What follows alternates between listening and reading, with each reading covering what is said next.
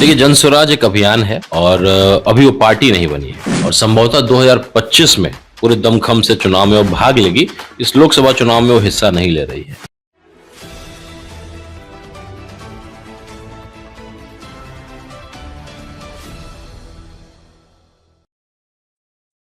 Hello, नमस्कार। Bioscope में आपका स्वागत है। मैं हूं राजीव रंजन। इस समय हम शिवहर लोकसभा क्षेत्र में हैं और यहाँ से एक प्रत्याशी हमारे साथ हैं। पूर्व में सांसद रह चुके हैं। इनके पिताजी स्वर्गीय सीताराम सिंह बिहार केसरी के नाम से जाने जाते थे। राजपूत समाज के बिहार में बहुत बड़े चेहरा थे। आज राणा रंजीत बाबू चुनाव मैदान में हैं। पिछले 2 ढाई सालों से सर आपने जन स्वराज में काफी मेहनत किया है बिल्कुल, जन और जो स्वराज। दिखता भी है सर, क्षेत्र में दिखता भी है, आपकी एक्टिविटी लगातार दिखी है। क्षेत्र में आपने जो मेहनत किया है वो दिखता भी है। लेकिन अभी जन स्वराज का ना कहीं बैनर दिख रहा है, ना पोस्टर दिख रहा है, ना कहीं लोग दिख रहा है अपने साथ। देखिए, जन स्वराज एक अभियान है और अभी वो पार्टी नहीं बनी है और संभवतः 2025 में पूरे दमखम से चुनाव में वो भाग लेगी। इस लोकसभा चुनाव में वो हिस्सा नहीं ले रही है।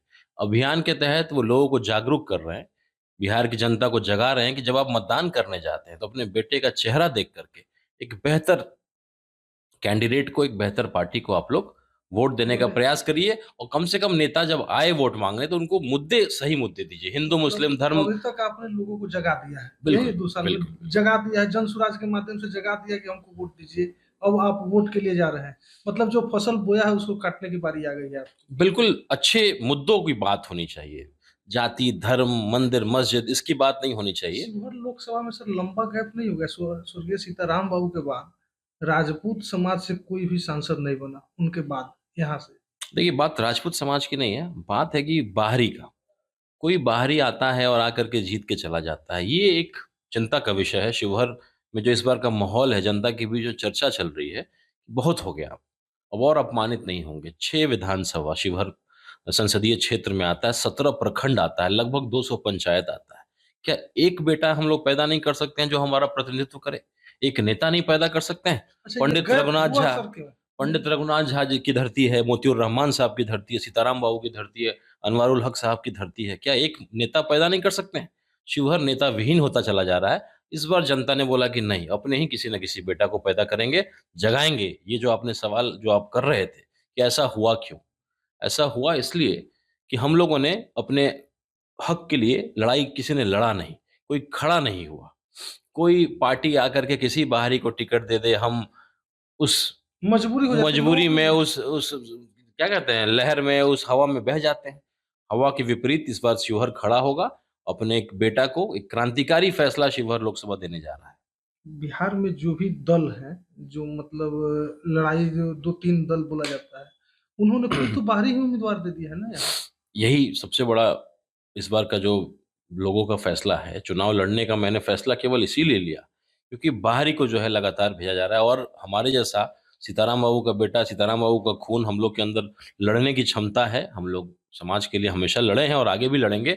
अगर हमारे जैसा व्यक्ति आज खड़ा नहीं होगा, इस बाहरी के मुहिम के खिलाफ, तो कौन खड़ा होगा? कौन हिम्मत करेगा?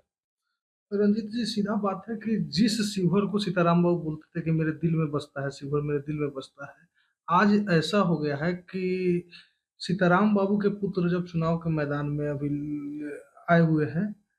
अभी पार्टी शायद आपका तय नहीं है कौन सी पार्टी से चुनाव लड़ेंगे, लेकिन क्षेत्र में चर्चा है कि आप एमआईएम की पार्टी से चुनाव मैदान में आने वाले हैं। लेकिन आपके ही समाज के लोग कह रहे हैं कि वो राजपूत के वोट काटने के लिए लड़ रहे हैं चुनाव।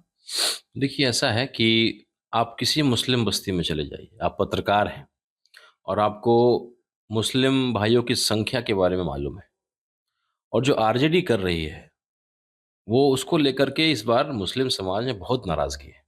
रमज़ान का समय है, मैं लगातार इफ्तार कर रहा हूँ और मुस्लिम भाइयों के बीच में ही बैठ रहा हूँ और उन लोगों ने ही मुझे आगे बढ़ाया है। मेरी राजनीति की बुनियाद ही अक़लियत है। आपके पिताजी की भी तो राजनीति है कि समाजवाद के पुरोधा माने जाते थे वो यहाँ बिल्कुल, से। और मेरी भी राजनीति का बुनियाद जो है अक़लियत ही बना है। हमारे भाई साहब एक पार्टी में चले गए, ऐसी पार्टी में जहाँ एक वर्ग जो है, मेरे पिताजी का जो सजाया हुआ एक खेत था, एक बगीचा था, उसका एक वर्ग तो अच्छा चल रहा था, लेकिन एक वर्ग छूट रहा था। उसको सींचने के लिए, उसमें खाद पानी रखने के लिए, उस संबंध को आगे बढ़ाने के लिए, उसको बचाने के लिए मैंने अपनी राजनीति की शुरुआत की और अक़लियत समाज के बीच में ही गया चूंकि वो हमसे दूर कट रहा था, पिताजी की संपत्ति वो अर्जी हुई थी। मैं कभी नहीं चाहता था कि पिताजी की संपत्ति कम हो, कम से कम बढ़े नहीं तो कम से कम उसको बचा के तो रखे। और अक़लियत लोग, कई भाई लोग हमारे पास आए, उन्होंने बोला कि भैया हम लोग इस बार आरजेडी को जवाब देना चाहते हैं। वो पटना में सौदा करते। केवल आरजेडी को ही क्यों जवाब दे रहे हैं? बीजेपी को क्यों नहीं जवाब दे रहे हैं आप? बीजेपी तो यहाँ है ही नहीं। पहले अपने घर को ठीक किया जाता है, उसके बाद लड़ाई लड़ी जाती है। मोदी के डर से लगातार अक़लियत ने वोट किया, अपने लिए कभी सोचा नहीं और पूरी कोशिश कर ली, लेकिन मोदी को नहीं हरा पा रहे। तो इस बार उन्होंने बोला कि पहले घर को ठीक कर लेते हैं। अपने बिहार और अपने बिहार विधानसभा की चिंता वो कर रहे हैं। उनका कहना है कि मात्र 1 सीट, मुकेश सहनी जी को 3% वोट है, उनको 3 सीट मिला, उनको मुबारक है, उनका अधिकार है, वो ठीक है, उन्होंने अपना किया, हमें उससे दिक्कत नहीं। लेकिन 17% वाला मुसलमान को क्यों नहीं कम से कम 5 से 6 सीट मिलना चाहिए? आप कहते हैं कि हिंदू मुस्लिम हो जाएगा, हिंदू मुस्लिम हो जाएगा। अगर आपको चिंता है कि हिंदू मुस्लिम हो जाता है और मुसलमानों की चिंता है, तो आज के बाद ये कसम खाइए कि हर एमएलसी और हर राज्यसभा आप मुसलमान को भेजिएगा। ये तो कर सकते हैं। अगर आप मुस्लिम के वोट से चुनाव जीतते हैं, तो हर एमएलसी मुस्लिम होना चाहिए, हर राज्यसभा जो है आप भेजते हैं वो मुस्लिम होना चाहिए। अशफाक करीम साहब का टिकट काट दिया गया। अशफाक करीम साहब medical college, Katihar medical college के जो मालिक हैं, उनका टिकट जो है उनको राज्यसभा नहीं भेजा गया, उसकी जगह संजय यादव जी को भेजा गया। अशफाक गठबंधन की मजबूरी भी होती नहीं, है नहीं, इसमें। गठबंधन कहाँ है इसमें? अगर संजय यादव जी तो तेजस्वी जी के साथ रहते हैं, तो उनको भेजने की क्या ज़रूरत थी? एम वाई आप करते हैं, वाई के पीछे एम खड़ा है, और जब एम की बारी आएगी तो वाई गायब है। ये कैसा संबंध चलेगा? कब तक चलेगा? बहुत नाराज़गी है और उन लोगों ने ही मुझे आगे बढ़ाया है। और आपको बता दूँ मैं रंजन भाई, इस बार ईद और रमज़ान की वजह से 75% मुसलमान वोट करने जा रहा है और शिवहर लोकसभा में 2.5 से 3 लाख मुस्लिम वोट जो है हमारे पक्ष में गिरेगा। अगर 3-4 लाख की वोटिंग होती है तो लगभग 70% हमारे पक्ष में, एआईएमएम के पक्ष में, अगर हम कैंडिडेट होते हैं तो। तो उन लोगों ने मुझे आगे किया है कि भाई आप प्रतिनिधित्व करिए हमारा, हिंदू के बेटा के रूप में, और जो एआईएमएम की जो छवि है, उसको भी ठीक करने का प्रयास करना है। आपका राजनीति सर कुछ अलग दिख रहा है। सीताराम बाबू जो राजनीति करते थे वो समाजवाद के पुरोधा थे। सभी जात सभी वर्ग को एक साथ लेकर चल रहे थे। आप केवल अकेलियत पे फोकस कर रहे हैं। बिल्कुल नहीं। आप पिछड़ा वर्ग को छोड़ रहे हैं। पिछड़ा वर्ग में भी कई सारी जातियां हैं। आपके राजपूत समाज है, तो सभी को बांधने वाली राजनीति से छोड़कर आप एमआईएम की पार्टी जो चॉइस किए हैं, उन पर एक छाप लगा है कि वो केवल मुसलमानों को बढ़ाती है, बिल्कुल नहीं, जो ऐसा बिल्कुल नहीं है। आप चले जाएँ दलित बस्तियों में, और पिछले बार मैं आपको बताना चाहूँगा कि एआईएमएम का गठबंधन वो मायावती जी के साथ हुआ था। इसलिए दलित और मुसलमान का तो बहुत ज़बरदस्त गठजोड़ है इस पार्टी में। तो ऐसा बिल्कुल नहीं है। दलित में भी हम लोग बहुत बाकायदा, अभी 4 दिन 5 दिन पहले हम लोग गए थे और लगातार दलित बस्ती का भी हम लोग चक्कर लगा रहे हैं। चूँकि रमज़ान का समय है तो आपको मेरे सोशल मीडिया पे इफ्तार पार्टियों की तस्वीर ज़्यादा दिख रही होंगी, हुँ, हुँ। दलित बस्तियों की तस्वीर कम दिख रही होगी। हुँ, हुँ। लेकिन आप देखिएगा ईद के बाद आपको लगातार दलित बस्तियों का ही तस्वीर आपको मिलेगा और हम लगातार दलित बस्ती में ही काम करेंगे। ये कैसे संभव हो गया सर? 2 भाई, एक भाई बीजेपी में जो मुस्लिम विरोधी माना जाता हो, और एक भाई जो है एकदम मुसलमानों के हक हुकूक की लड़ाई लड़ने के लिए एकदम तत्पर है, तैयार हो गया है, मैदान सँभाले हुए है। देखिए, कोई डॉक्टर बनता है, कोई इंजीनियर बनता है, जिसके विचारधारा, जिसकी इच्छा जिस रूप में रहती है। हर एक आदमी का अपना एक क्या विचारधारा होता ये है। दोनों विचारधारा सीताराम बाबू के थे? बिल्कुल, आधे-आधे थे, आधे-आधे तो कह ही सकते हैं आप। अगर सीताराम बाबू सबको लेकर के चलते थे, तो सीताराम कहीं बाबू न तो कहीं बीजेपी का जो अपना विचारधारा है, वो थोड़ा अलग है। तो एक वर्ग जो छूट रहा था, हम लोग उसको लेके चल रहे हैं। जो चल रहा है साथ, तो अच्छी बात है, उनका तो ख़्याल रखा ही जा रहा है। जिसका यहाँ ख़्याल नहीं रखा जा रहा है, उसका हम ख़्याल रख रहे हैं। तो एक ही छत के नीचे यहाँ 2 पार्टी। सेवा ही तो करना है। आप एक वर्ग की सेवा कर रहे हैं, हम दूसरे वर्ग की सेवा कर रहे हैं। सीताराम बाबू जहाँ भी होंगे, वो देखते होंगे तो उनको लगता होगा कि मेरा पूरा परिवार अब जुड़ा हुआ है हमारे। एक परिवार का हिस्सा छूट रहा था, वो भी जुड़ गया है। तो उनको देख कर के तो बड़ी तसल्ली होती होगी। बड़ी देर कर दी आपने राजनीति में आने में। बिल्कुल नहीं। सीताराम बाबू के बाद काफ़ी दिन तक शिवहर खाली रहा था। देखिए, देर नहीं हुई है, बिल्कुल नहीं। एक परिस्थिति है, एक जगह और ये बनता है। हम लोग पिछले 3 साल से काम कर रहे हैं शिवहर संसदीय क्षेत्र में, और भाई साहब भी हमारे बहुत मेहनत कर रहे हैं। अब एक जो है उनको भी एस्टेब्लिश करना था, चूँकि पिताजी के जाने के बाद पहले वो 2 चुनाव हार चुके थे। हुँ, हुँ, हम हुँ। लोगों ने मेहनत किया, वो एस्टेब्लिश हो गए। फिर मुझे लगा कि चलो अपना भी रास्ता हमें बनाना चाहिए। कुछ हिस्सा जो छूट रहा है उसको सजाना चाहिए, समेटना चाहिए, बचाना चाहिए। उस परिस्थिति में हमारी उम्र अभी 36 साल, 37 साल है, और जिस तरीके से हम लोग की लोकप्रियता आप लोग के आशीर्वाद से, पत्रकार भाई लोग के आशीर्वाद से बन रहा है, तो हम लोग अभी आने वाला 25-30 साल सेवा में अपना पूरा जीवन देंगे और एक क्रांतिकारी फैसले से शुरुआत जहाँ पिताजी ने छोड़ा था सांसद के रूप में, वो अपने राजनीतिक जीवन को वहाँ से उनका खत्म हुआ, उनका इंतकाल हुआ और हम लोग वहीं से शुरू करने जा रहे हैं। और हम यही कहते ही हैं कि सीताराम बाबू का दौर जो है, उसको लौटाने का प्रयास है। वो जो पुराने लोग जो उनके आज भी उस कहानियों को सुनाते हैं, सुनाते आज हैं। जो बच्चे हैं वो कम हुँ, उम्र के हुँ, सुनते हुँ, हैं कि सीताराम बाबू का भोज हुआ, हुँ, सीताराम बाबू का वो तरीका था हुँ, पैरवी हुँ, करने का, हुँ, सीताराम बाबू ऐसे किया करते हुँ, थे। हुँ। उसी दौर को लौटाना मेरा लक्ष्य है, उसी मुहिम में लगा हूँ, जहाँ पिताजी ने खत्म किया था, मैं वहीं से शुरू कर रहा हूँ। ये जो है लड़ाई का मैदान लगभग कुछ सीटें क्लियर हो चुका है। शिवहर से आरजेडी रितु जायसवाल का नाम उछल के आ रहा है सामने और जदयू तो क्लियर ही कर दिया है। लवली आनंद, आनंद मोहन की पत्नी चेतन आनंद विधायक की मां को टिकट दे दिया है। शिवहर संसदीय क्षेत्र में उनके पुत्र विधायक हुए हैं। आप अपने आप को कहाँ देख रहे हैं इन देखिए, सबके बीच में? मेरा केवल एक ही शर्त बोलिए, चाहे मेरा एक अपना जो मेरा सिद्धांत है कि अगर आरजेडी ने अक़लियत को टिकट दिया, किसी शिवहर के बेटा को टिकट दिया, उस परिस्थिति में मैं चुनाव नहीं लड़ूँगा। चूँकि देखिए शिवहर संसदीय क्षेत्र पर अक़लियत का हक रहा है, 17% अक़लियत यहाँ पे है। मुस्लिम समाज 17% है और लगातार सीताराम बाबू के बाद अनवारुल हक साहब को टिकट मिला, फैसल अली साहब को टिकट मिला। इस बार हम लोग सुन रहे थे कि फारूक शेख साहब को टिकट मिलने की उम्मीद है। पिछला चुनाव जो हुआ था वो इंडिया-पाकिस्तान का मैच था। उस समय ऐसी स्थिति थी कि भाई भाजपा के खिलाफ जो चुनाव लड़ रहा है वो ऐसा लग रहा था कि पाकिस्तान का कैंडिडेट है। इस बार वैसा कुछ नहीं है, एक नॉर्मल चुनाव है, मुद्दों की बात हो रही है, व्यक्तित्व की बात हो रही है, भीतरी-बाहरी की बात हो रही है, तो इन मुद्दों पे लड़ाई लड़ा जा रहा है। यहाँ मोदी जी वाला फैक्टर इस बार नहीं है, एक नॉर्मल चुनाव की तरह हो रहा है, इंडिया-पाकिस्तान का मैच नहीं है। अगर अक़लियत किसी शिवहर के बेटा को आरजेडी टिकट देती या जेडीयू टिकट देती, उस परिस्थिति में मेरा हिस्सेदारी, भागीदारी इस चुनाव में नहीं होता। लेकिन मुझ पे लोगों ने विश्वास दिखाया, एक बड़ा परसेंटेज मुझे देख रहा है कि मैं लड़ने वाला व्यक्ति हूँ, मैं लड़ करके शिवहर के मान-सम्मान को ला सकता हूँ और अपमानित, कलंकित हम लोग शिवहर नहीं होंगे कि कोई बाहरी आता है गिद्ध की तरह, हमारे शिवहर की धरती को देखता है कि भाई इसी पे जगह जा कर के हुँ। बेलसंड है, शिवहर है, बराबर गिद्ध की तरह नज़र लोगों ने बनाया हुआ है। हम लड़ेंगे और शिवहर के मान-सम्मान के लिए राणा रंजीत नहीं लड़ रहा है, शिवहर लड़ रहा है और तो जीतेगा ही राणा शिवहर। रंजीत जी की लड़ाई किससे है? जदयू से है, आरजेडी से है?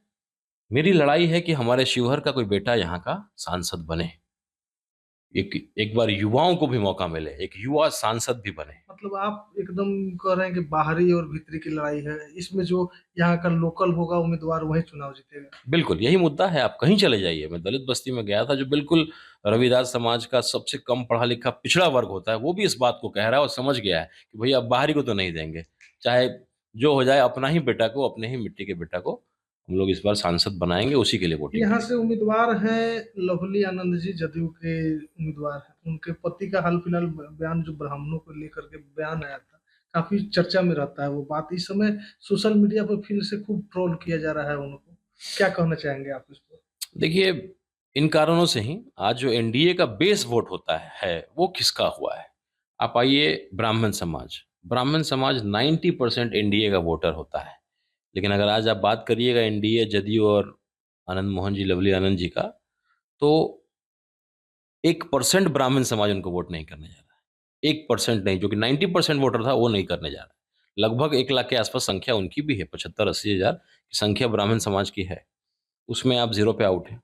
शिक्षक एक आपको नहीं वोट करने जा रहा है। एक-एक शिक्षक आपसे नाराज़ है। वो तो एक नीतीश आईएएस अफ़सर जो है, एक आईएएस अफ़सर राज करेगा कि एक मुख्यमंत्री नीति रणनीति को तय करेगा। एक आईएएस अफ़सर की गुलामी कर रहे हैं। एक शिक्षक वोट करने नहीं जा रहा है।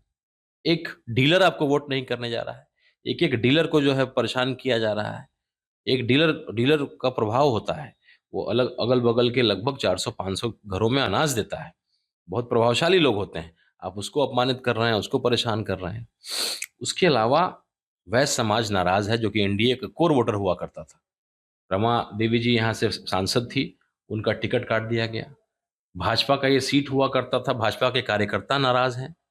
तो देखिए आज की जो परिस्थिति है, अगर लड़ाई होगा तो मुझे लगता है कि एनडीए 3 नंबर पे जाएगा। जदयू कैंडिडेट 3 नंबर पे जाएँगे। केवल नाराज़गी, आप मुझे वोट गिना दीजिए ना, कोई एक बेस वोट है? अगर मैं एआईएमएम से लड़ता हूँ, उन्होंने तो दावा कर रहे हैं कि दलित हमारे साथ है, पिछड़ा दावा वर्ग करने से हमारे होगा? साथ है। आप आप चुपचाप सर्वे कर लीजिए ना जाके। आप जनता के बीच में रहते हैं, जाइए किसी दलित बस्ती में, केवल आनंद मोहन जी का नाम बोलिए, अरे बाप रे बाप!